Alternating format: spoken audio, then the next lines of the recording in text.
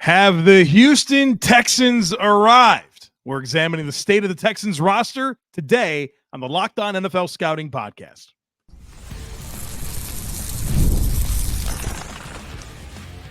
You are Locked On NFL Scouting with the Draft Dudes, your daily podcast for NFL and college football scouting. Part of the Locked On Podcast Network, your team every day.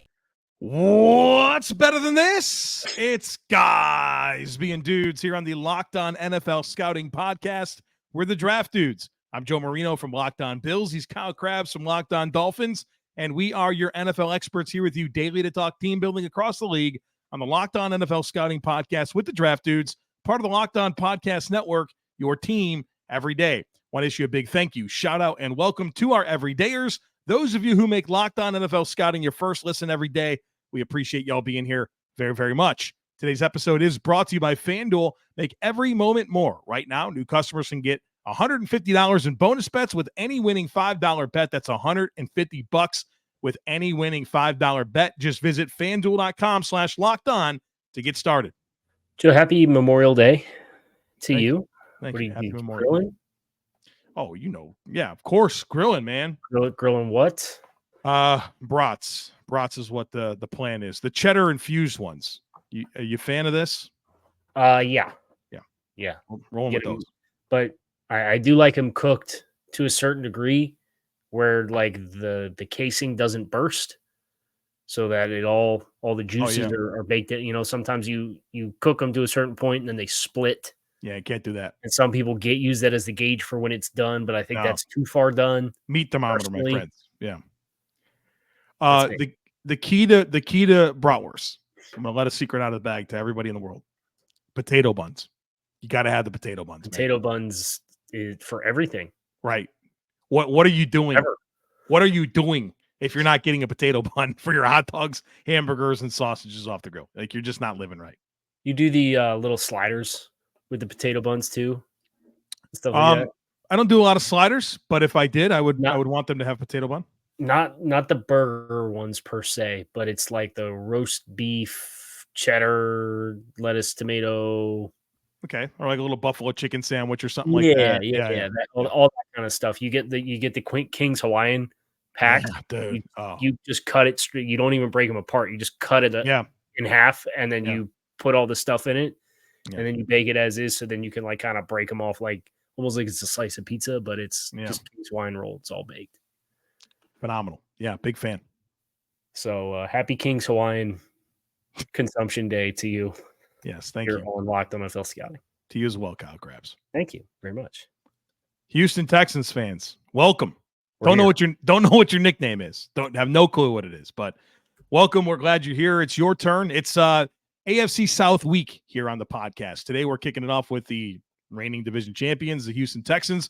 We'll work through one team every day, and then on Friday we will do the tier maker where we rank all the position groups. But what Kyle and I have done for this episode is study the Houston Texans, got acquainted with everything that's going on, your players, and we've graded all of your players. We put them in a bucket. Every player in the league is going to be put in a bucket, either a roster cornerstone, quality starter, rookie, adequate starter, replacement level, quality depth, non-roster caliber, incomplete evaluation, or practice squad developmental player. And every player is graded. It's weighted for positional value. And our goal at the end of this series is to understand the league and how it stacks up in terms of the quality of the rosters. Texans, AFC South. It's all about y'all this week. So all about the Texans today. Yep. And this is obviously a very exciting team offensively as we kind of get things started, just based off of what this team was able to accomplish last year with a quarterback in his first year and all the production that CJ Stroud put out, and kind of answering that question of, is he a guy or not? And that's kind of the big thing when you make that investment, is figuring that out. Well, Houston had enough pieces around them and pushed the right buttons and had the right coaches. They found that answer very quickly. And what they are now able to do is be very aggressive in acquiring Stefon Diggs and Joe Mixon via trade, and try to level up the group around, while also having young players like Dell and Nico Collins take the step forward and try to get some more development from some young players on the offensive line. I think that's where the questions are the most for Houston. I don't think they're necessarily as deep as what they were last year, but the depth of I almost said the deepness, the depth of their offensive line came with an asterisk, because it was constantly like, oh, a guy went down and is hurt. Always. Let's get somebody else. Yeah. Right. So you're sympathetic to where they are at now to say, yeah, I mean, the core guys is kind of the same, plus Blake Fisher is a second round pick. I think that's probably an interesting subplot and storyline for us to get into. But I think the questions for me are certainly up front. I feel really good about the skill group that they have for Bobby Slowik and CJ Stroud here in Houston. I think what really stands out to me about CJ Stroud's rookie season, and big fan, QB1 for both of us in last year's draft, wasn't close. Don't know how Carolina arrived at the decision to draft Bryce Young. I had no idea. But CJ Stroud looks like a stud. And what really impresses me most about CJ Stroud was, we look at the supporting cast right now and you think to yourself, wow, Nico Collins and Tank Dell and Stefon Diggs, right? Last year, Nico Collins and Tank Dell was a rookie that was a small, undersized mid-round pick. You were kind of wondering, right? Is it going to work out? Nico Collins had some flashes the year before, but he didn't have the 1,300-yard season that he put together last year. I mean, these guys came in and lit it up with CJ Stroud, who showed the clutch factor. I think that's what really excites me. Some of those big late-game heroics, big-time throws, man, like in the face of it, under pressure, down the field, man. He was ripping them. And for as exciting as the offensive line was in theory entering the season, man, guys were getting hurt left and right. They're having to patch it together. And through all of that, even CJ Stroud having his own, the concussion, kind of like the middle of the season, the dude came out and was historic as a rookie. And so now you take this and you feel like, okay, hopefully there's some health up front with this offensive line and it comes together the way that they want to. But now, okay, we know who Nico Collins is. Stud. Tank Dell coming off of injury. We know what he can do with CJ Stroud. Now you add a Stefon Diggs to the mix, who, obviously big time addition in terms of adding a stable veteran to this mix to go with. Oh, Robert Woods is here and John Mechie is here and Noah Brown had some big time games late in the season last year, filling in when he had to.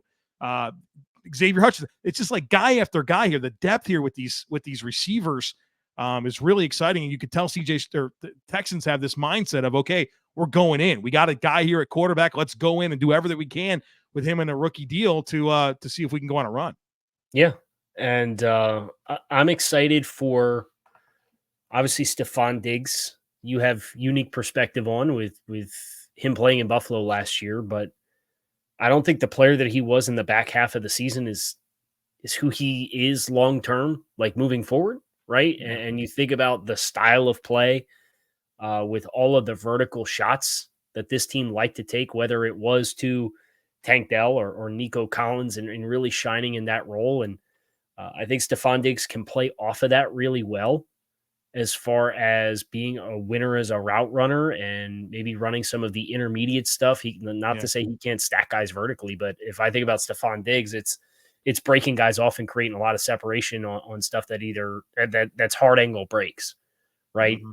And I think you see some of that with Tank Dell. I think you see some nice route running with Nico Collins, but I wouldn't classify that as the pure strength of either one of their games. I think Tank Dell's the get the ball in his hands quickly kind of guy. I think Nico Collins is the height, weight, speed, stack it vertically, win down the field, elite ball tracking skills as a vertical receiver. Diggs complements that well, and then you've got a reliable kind of zone buster underneath in Dalton Schultz. So it's the complementary elements of all the skill players for me that really makes you feel like there's no reason to think that there's going to be a drop-off from an efficiency standpoint with Houston's passing in year two. Yeah, I think it makes it more efficient. I think that's what it really comes down to.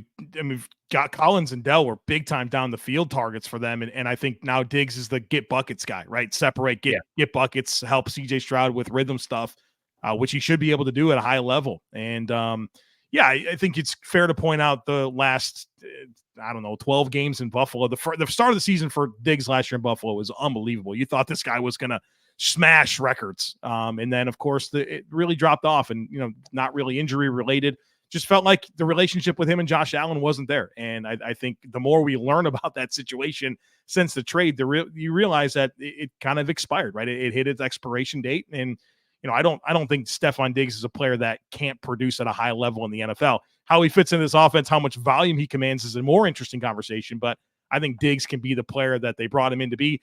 Also very interesting, the 1-year dynamic and what everyone's angling for in terms of the long term. But we'll figure that out after the season. Right now, CJ Stroud is loaded at the wide receiver position, and we have spent a lot of time on this offense, and I'm guessing we're going to spend a little bit more time on it on the other side of it, getting into some of these storylines with the offensive line and, of course, Joe Mixon now at running back. So be sure to stick with us. It's winner take all time in the NBA and NHL, and FanDuel's giving you a shot to bring home a huge win of your own. Right now, new customers can get $150 in bonus bets with any winning $5 bet. That's $150 to bet on spreads, money lines, player props, and more. Look, maybe you're a Houston Texans fan. Well, FanDuel has the over-under for Texans wins set at 9.5. You think they're going to win more than that?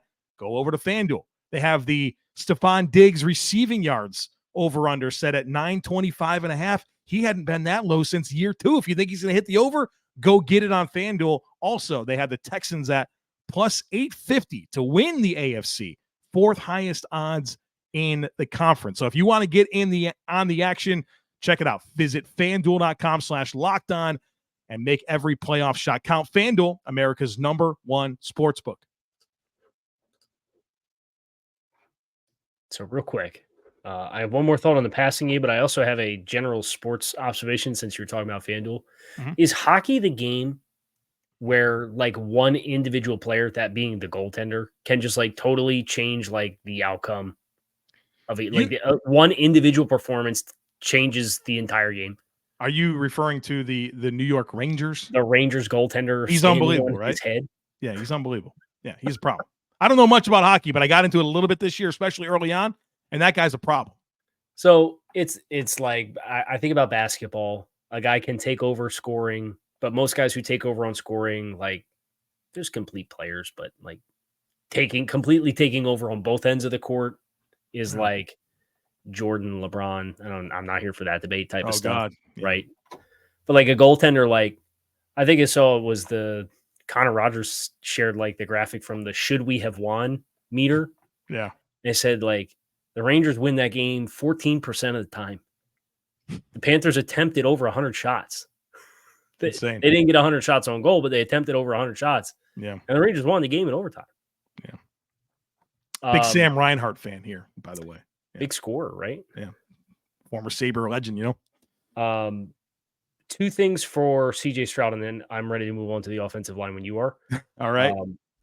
One thing that I expect to regress, and then something that I would like to see get better, the interception percentage, 1% of pass attempts. He had 5 interceptions on 499 attempts. Just from a law of averages perspective. Well, he had some luck last year too, right? He did. Yeah. There's some guys that are like that. Brock Purdy's like that too, right? Right. We said, we don't think this passing game is going to regress. Don't be surprised if that individual statistic regresses through no fault of CJ Stroud's, but that was just that's like an unbelievable figure. Right. To have a 1% interception ratio. And then the thing I'd like to see get better is the sack percentage at 7.1% of dropbacks. That's still a fairly high number. Now they are a vertical passing offense. CJ wants the big plays. He's going to look to create the explosives. Like that's a part of the nature of the beast. We've talked about some guys that have been like that in the past, and it's just kind of a sub-product of the game. But for him to take 38 sacks last year and still have an adjusted net yards per attempt of almost 7.5. Yeah. When you talk about the efficiency of the passing offense, I mean, that tells you everything you need to know right there. Yeah. Stroud was towards the bottom of the league in pressure to sack percentage. A lot of his pressures turned into sacks. Mm-hmm. So a lot of different areas for growth and I guess regression and ascension to the mean, if you will. All right, let's talk offensive line here. Yeah. Because man, you just kind of wonder what does Houston want to see happen here? Obviously, Kenyon Green, a top 15 pick a couple years ago, struggled as a rookie, missed all of his second season. Tytus Howard, want to see him play. Surely, right? You want to see what you have in this player.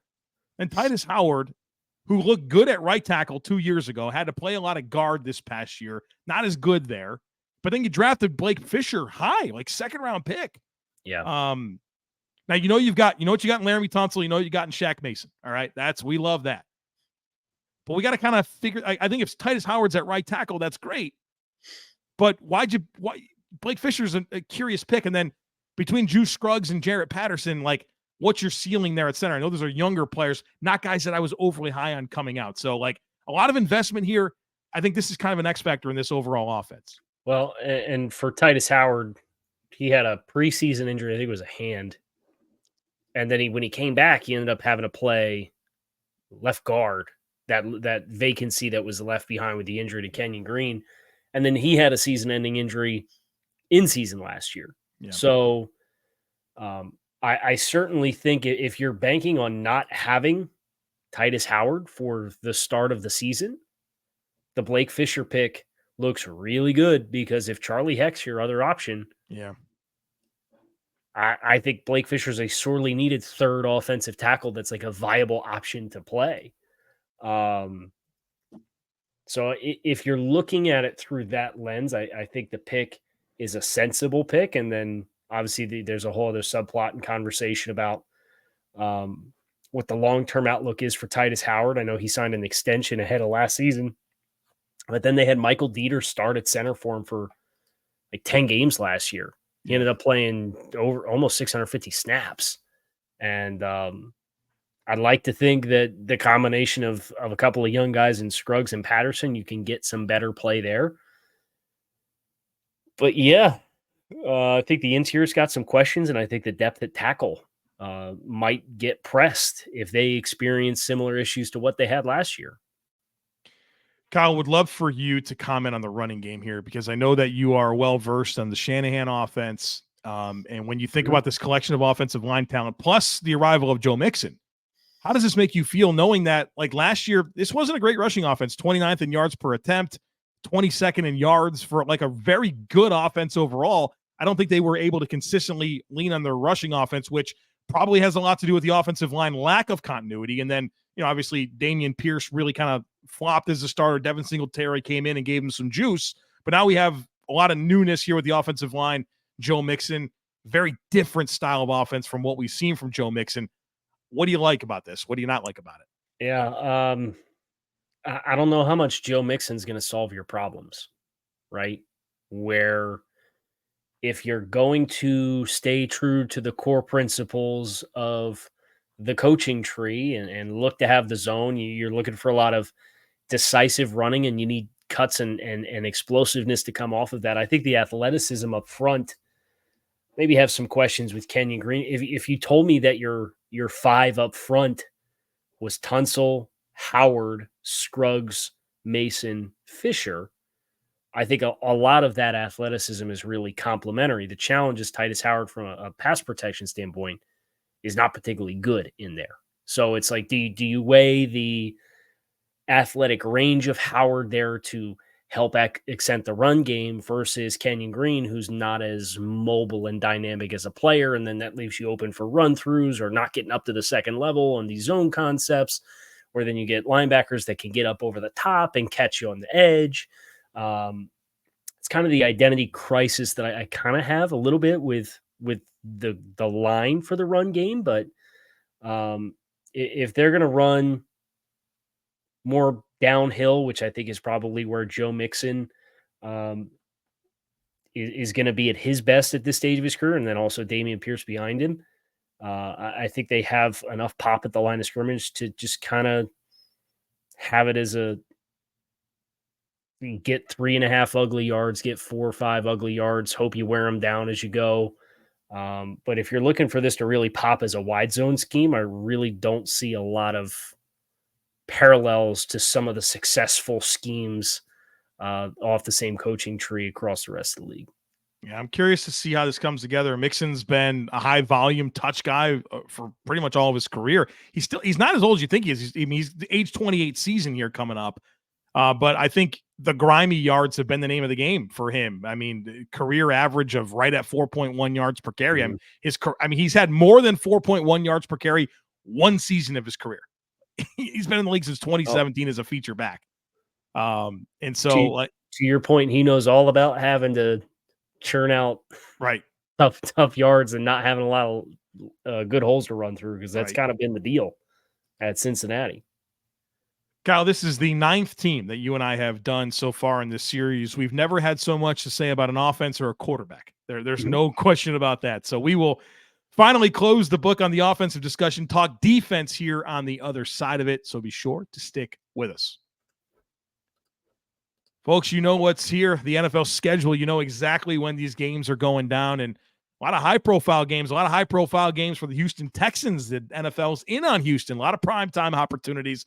Maybe you want to get to some of these games. We got to check out GameTime. GameTime is the fast and easy way to purchase tickets for all the sports, music, comedy, and theater events near you. They have awesome deals on last-minute tickets. They give you flash deals, zone deals, a best price guarantee. They give you all-in prices, which I love. You hate going through a ticket purchasing process and getting to the end and finding out it's an extra, $30, $40 a ticket. All-in prices for you on the GameTime app. Plus, they give you a seat view, and they send the ticket straight to your phone. So take the guesswork out of buying tickets with GameTime. Download the GameTime app, create an account, and use code LOCKEDONNFL for $20 off your first purchase.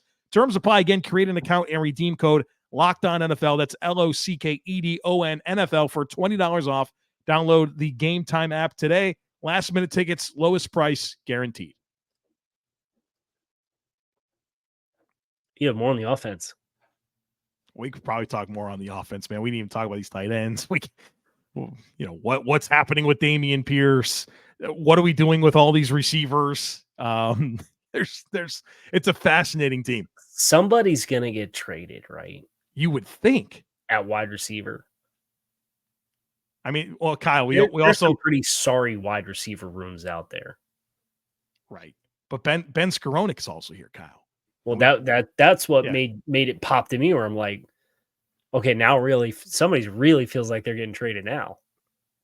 Maybe Bobby Slowik might see him as a glue guy for the offense, just a generational player that's capable of playing wide receiver and fullback.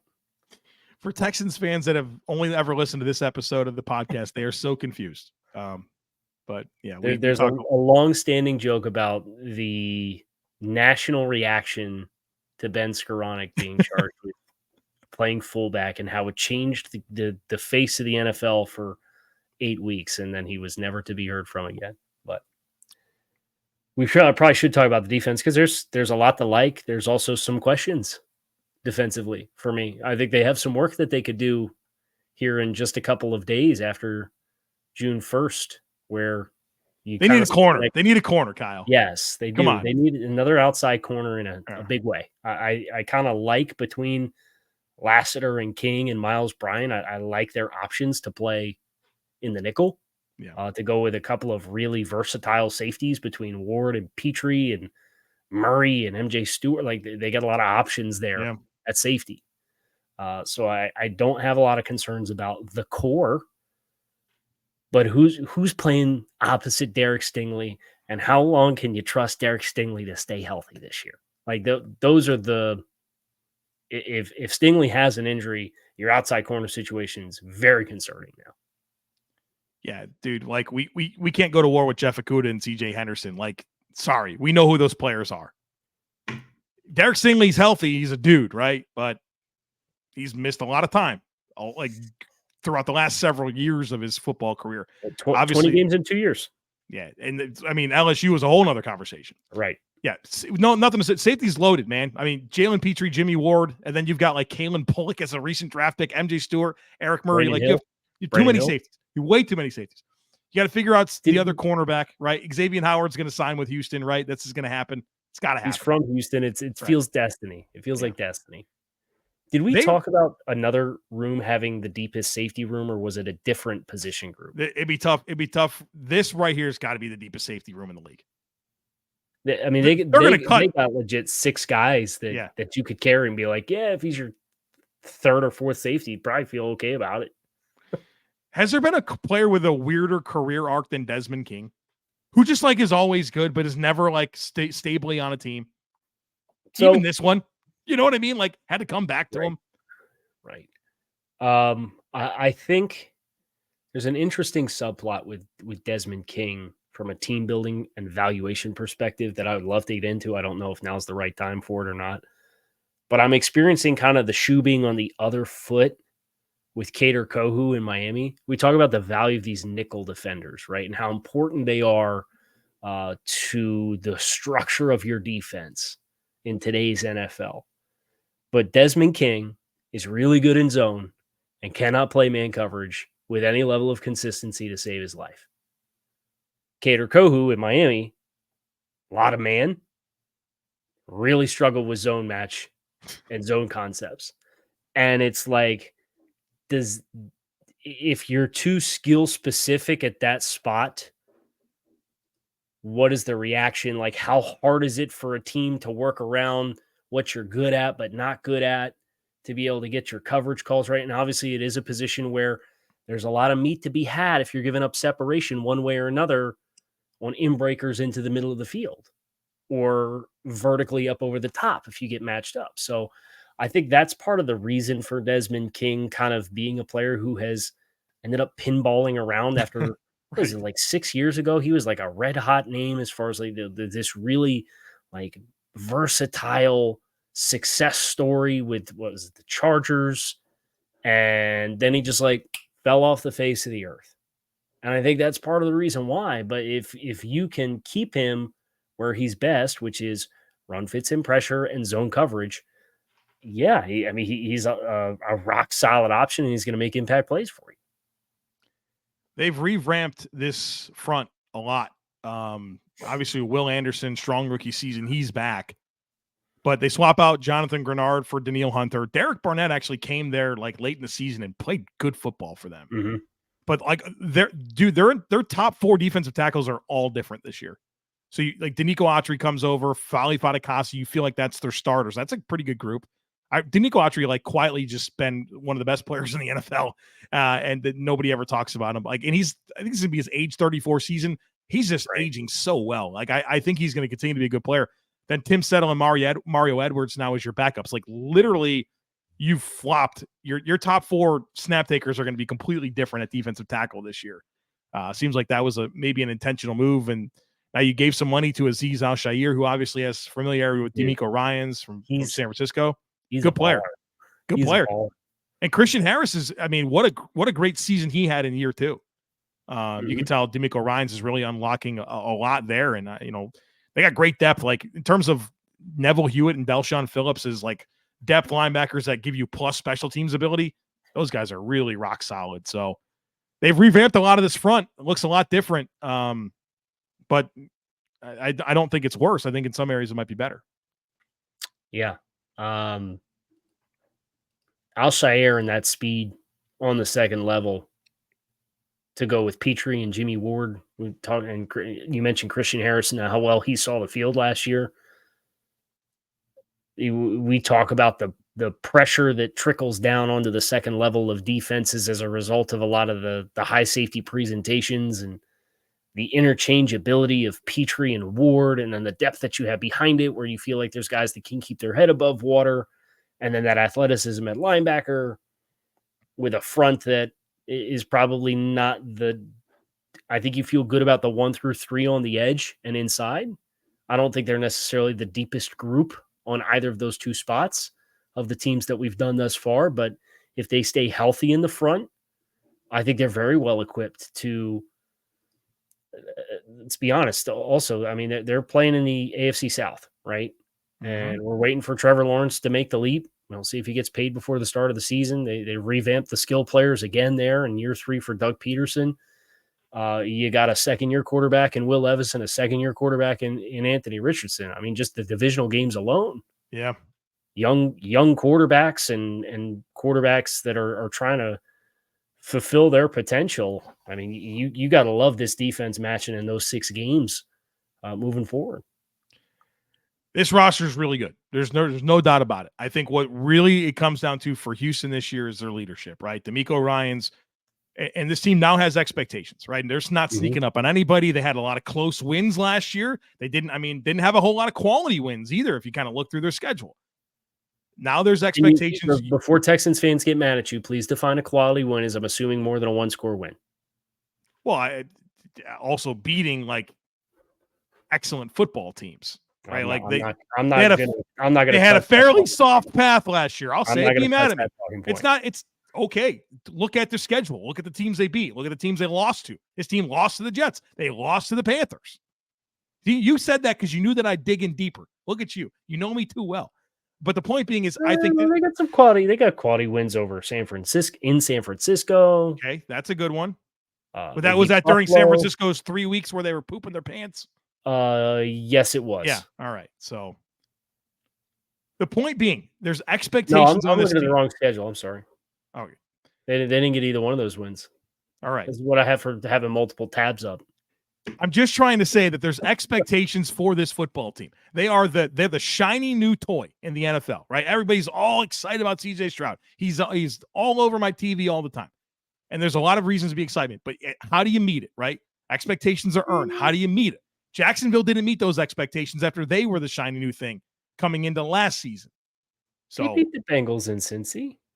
It's a quality win. The last place team in the AFC North. Congratulations, you beat them. Where that's the quality win we're pointing to. They beat Pittsburgh by 24 points. Oh, congratulations. Yeah. They beat a playoff team in the Bucs. Yeah. All right. That was a thrilling game. You made your point. You made your point. Right. Yeah. All right. That's going to do it for us. Out of the teams that we have done, this is our 9th team, like you mentioned. This is one of my favorite rosters. I don't think this is going to be the highest scoring roster that we've done. We have to run the numbers as soon as we're done here because we did the NFC West and San Francisco exists. We did the AFC North where there's a lot of competition. But I look at this. If you told me that this team added another depth interior offensive lineman, a starting caliber corner, and probably one more depth defensive lineman, either on the edge or inside, I'd like very much how this team is positioned going into 2024 from a talent perspective. I agree. A few more boxes to check. Is going to do it for us here on Locked On NFL Scouting. I'm Kyle Crabbs. He is John Marino. You can find us on YouTube or wherever you listen to your favorite podcast. Make it a great rest of your day. We are out of here, and we'll be back again tomorrow to talk about the second place team in the AFC South. The second place team in the AFC South. So come on back and see us then. Jags, Colts.